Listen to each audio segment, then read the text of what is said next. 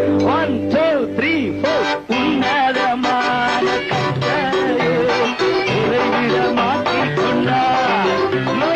உன்னதமான கர்த்தரே உறைவிடமாக்கிக் கொண்டார். அடைக்கலமா ஆண்டவனே ஆதாயமாக்கிக் கொண்டார்.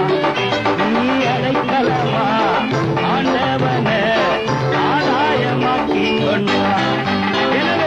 அதை உந்தன் கூடாரத்தை அணுகாது மகனே தெரியாது மகனே. அதை உந்தன் கூடாரத்தை அணுகாது மகளே சொல்லாது தெரியாது மகனே.